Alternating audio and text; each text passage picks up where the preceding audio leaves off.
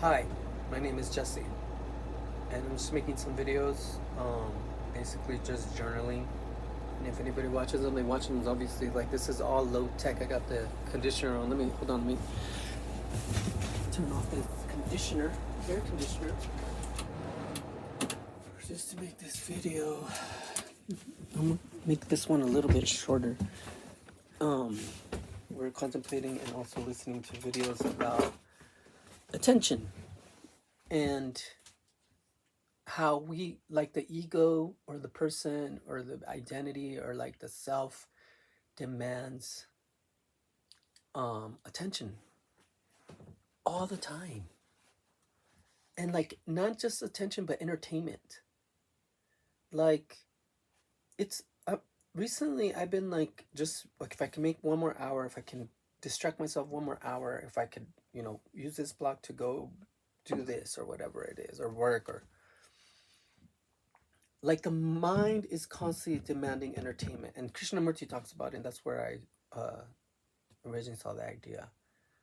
But this guy was also talking about how, at night he's just scrolling, and sometimes at night I'm just scrolling too. I don't even remember the videos I watch. And it's just like the mind is just trying to get to the next day almost. I find that kind of interesting, a little bit sad. I'm sure it's not like that for everybody. I'm sure there's different people with different takes. But I think that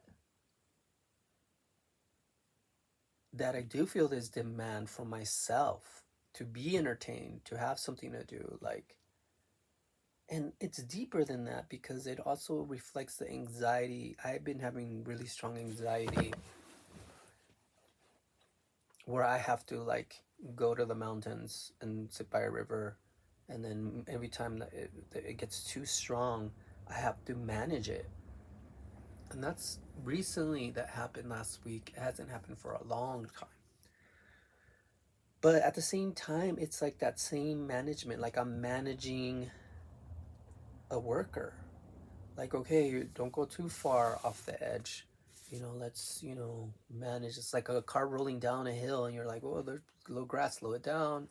Turn over here. There's some obstacles over there. That's all I could do. And then I find myself, entertaining myself, watching YouTube. Actually, recently I've been kind of doing a little less, but I guess this is more two ideas put into one. Because on one hand, you have just like a depression and an anxiety and then a fear that's happening because your mind is racing and thinking and chewing on negative things, and you can't really maintain that. And the other thing is that our mind is always demanding entertainment. And those are two different ideas, but when they come and cross roads, they um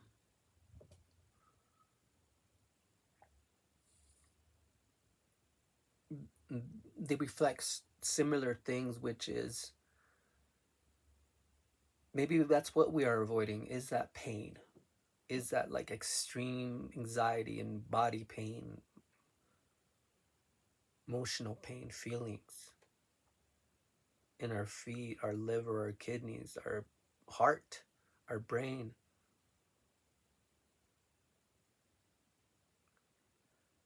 And maybe that's kind of like a imbalance of the system itself, which is the ego, which is me talking person. But the notion of not being able to be with the pain is interesting too. At the same time, there's a limit that you have to sort of like walk, because no one wants to go crazy, especially us now that are not living in monasteries or are in spiritual communities where we can be like, how call so and so because they need some spiritual assistance. We've lost our spiritual doctors. They've become sectarian, and they've become like only only accessible to the people that have the devotion or whatever it is that they seek for their institution written on glass.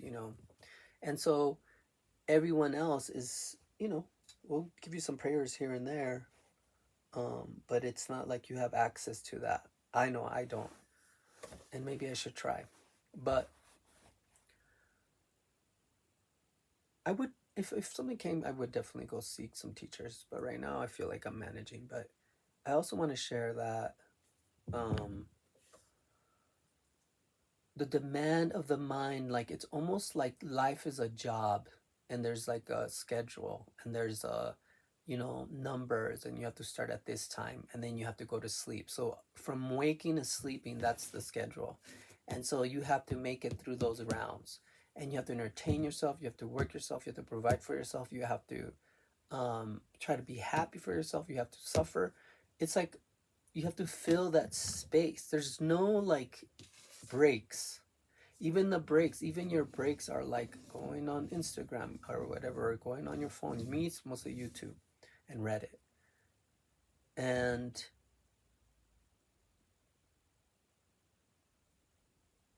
it saddens me. I could see how that can go to a life, because my dad talks about he's just waiting to die. And I could see how that monotonous scheduling, and of course, this is not for everyone. That's why this channel is for particular people. They're going to find this interesting, which is, I was thinking of a name, which was The Lost Ones or something like that. But of course, that's taken. Anyway, um, entertaining yourself, filling the space, not having any quiet in between, not knowing how to be quiet. Like that's the other thing. Yeah, you could say I want to be quiet. I know I've been quiet. I've trained it, and even then, when I try to be quiet when my mind is racing, it's very difficult. It's like almost impossible. I mean, you could do it for a little bit, but then the momentum of the chaos comes back. And it comes and goes. The chaos comes back and goes. Anxiety, the stress, the fear, the terrified, being terrified of life and the future and the past and the pain and losing and not being able to achieve your goals and not having a worthy life. That's a lot of pressure on you. And it's like, fuck, dude, like, shut up. Like, it's not like I want to be like that or like think like that, but the thoughts keep continuing. So then what do we do? What do we do? Do? For me, I'm managing. Like I said, I'm managing. I'm going to nature a lot. I am, uh,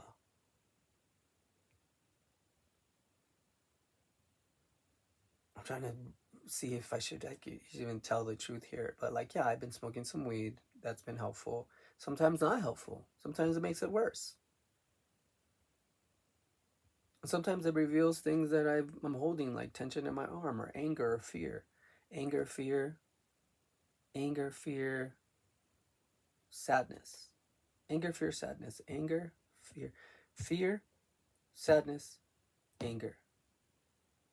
And the anger for me has changed a lot. I used to be just very angry. Now, like, I can see, like, that the anger really is like a fear, and being terrified is like a fear. Like they were saying in my dream the other day, where your fear can turn to very much aggression, like terrible aggression, like, killing someone aggression. That's why they have all the stories of like people growing up in the hood who are crazy and violent, but they were actually really just scared little boys.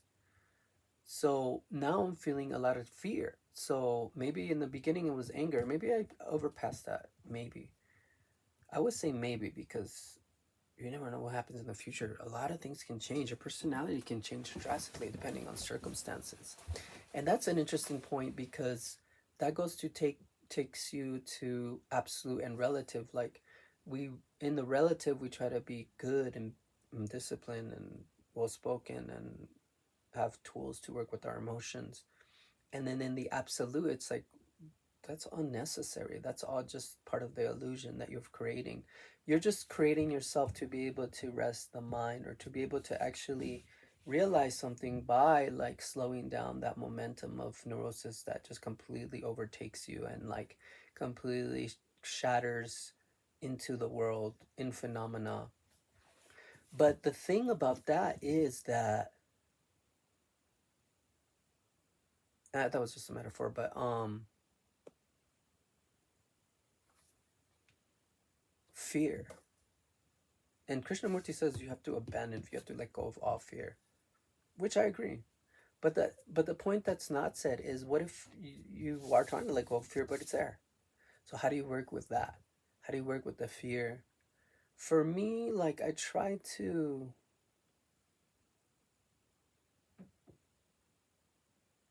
not be afraid of being afraid. I try to give it space, like, let not be busy or distracted. Even though marijuana, I would say, is a kind of distraction, but you can do a lot of work with it still. And obviously, I was sober for like close to a year, and so I just started again.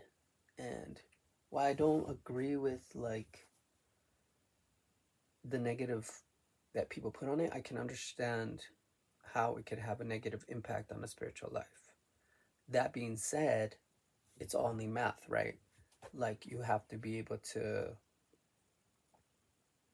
cruise with what you have and where you have. Like, I can't force myself to do anything. I have to progressively, like, see how I can create change. It has to be natural. And unfortunately, that's the situation. So for me, I've been really disciplined. I've been practicing 12 hours, 8 hours. I've been living at a monastery. I've been chaotic and doing drugs. I've been in the streets when I was younger, causing chaos. I've been so-called pure, feeling pure and like blissful. And then, but I see how those mind change, all those things change and come and revisit different mind states, like, and then depression. So it's like you can have realization, but then you can become really dark. And I guess that's what people call the dark night of the soul, which is a word that has a lot too many meanings, in my opinion. But you can then fall asleep. You can awake, you can fall asleep. You can awake and fall asleep during the day or in your dreams or even in your chaos. Like the other day when I was going through a real hard time, I went to the river and I just took a nap. That was all I could do. I tried to sit. It was hard. I can't fall asleep. I was like, I took a nap. That was really nice. I felt the pain. And then at some point, God, it was such a blessing because I felt the Buddha nature. Like there was a part of me that was not affected. There was a part of me that was relaxed and almost happy for me seeing me work, and was just kind of like very supportive and saying, you know, here, like, this is who you truly are, is this relaxed state without preoccupation, without worry, just kind of like in between. It's like almost like the ego falls asleep in a way. And then when I wake up, then I'm back, I'm back like, what's going on? Where we at? Oh, sometimes I scream, driving around just screaming, and actually that's an old practice. Actually goes back to India. But I won't talk too much on that. But like, I have to just let it out, any way that I know how to do it.